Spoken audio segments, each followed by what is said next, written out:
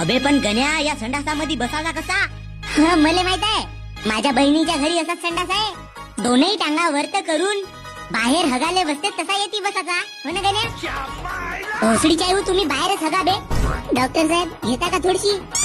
बा मी तसा दिसतो का बे तुम्हाला? आपला तुपला समजून घ्या ना थोडीशी.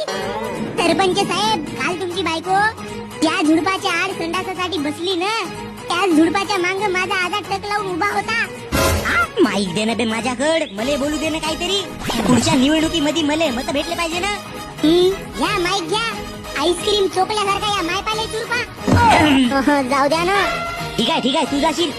गण्या भाऊ, मी हकतो का कॅन्टर? चिबे तू बाहेर जा बे हगाले.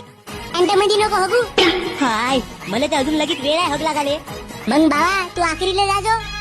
मग माझा एक प्रश्न आहे, जर का आम्ही येथे बसलून आणि संडासच नाही लागली तर एरंडीचा तेल घेवायचा आणि मधातल्या बोटाले लावून ढुंगणाच्या कळा कळानं अंदर शिरवाचा. भोवताल तेल जिरवल्या का संडास आपाप खाली निघते.